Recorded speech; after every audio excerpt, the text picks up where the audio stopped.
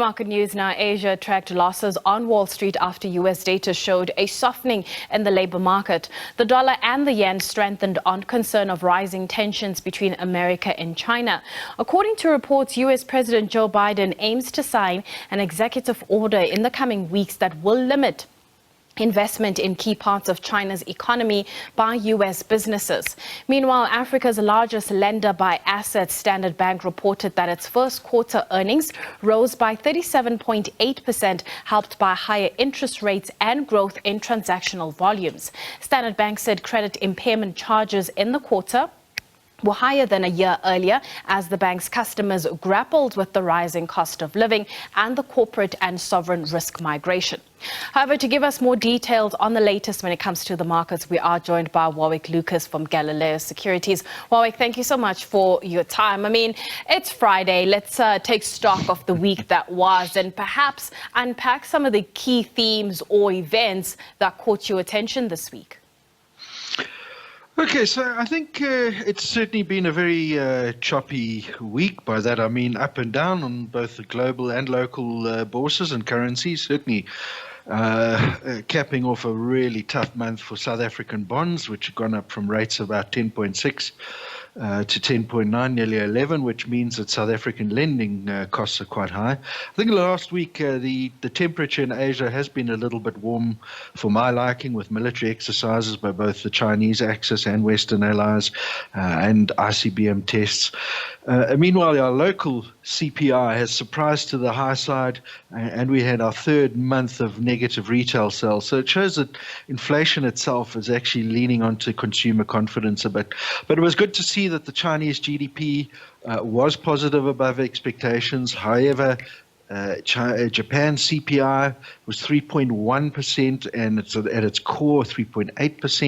And this is from the most deflationary economy in the world, which goes to show that inflation globally is still a little bit sticky. So based on what you just described, how are you assessing local and global market sentiment as it stands right now? Well, it's certainly quite cautious. That's for sure. I mean, look, we've had positive markets, I suppose, if you look from the beginning of the year, and there's been some basis to do so. But I think obviously we're walking into kind of the careful period. I mean, first of all, there's an old adage, sell in May, grow away, and it certainly is true to a degree. There are seasonal effects in the Northern Hemisphere economies, and we're sort of inching up to that process. And of course, we have to see whether or how the interest rate cycle is actually now going to start working out in the US. It's kind of going to come to a crunch time quite soon, I think. Speaking of that interest rate cycle, whether you're looking at South Africa or the US, are you buying into those interest rate cut theories for 2023? I think at this stage it's probably too soon to tell, but I would say not likely. And the reason is because the US economy, for now anyway, even though inflation is rolling over there, inflation itself is not decisively broken, and the US economy remains reasonably firm. So I don't think no landing, which has been touted around, is an option either. And that's because I think the Fed would like to use whatever slack it has available to properly break inflation. And the reason it would want to properly break inflation is quite simply because there has been such enormous debt issuance in recent years, particularly bridging finance during the COVID months. How important is, this season's U.S. earnings season, especially when you overlay it with the uncertainty of the Fed and the economy? So I think the trajectory has been continued hesitancy despite reasonably good numbers. However, I mean, we certainly saw weak guidance from the likes of Netflix, as an example.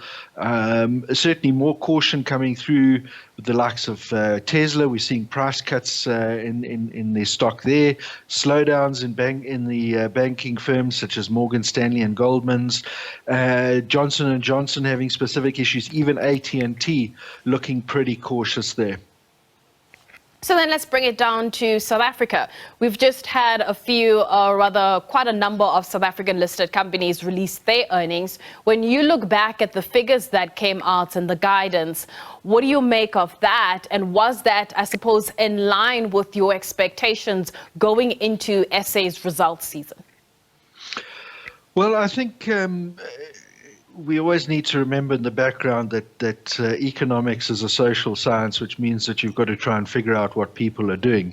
But nevertheless, we can safely say that the South African consumer is in terrible shape. And corporates aren't that great either. I mean, certainly the cost of business is up, and our economy is somewhat stagflating.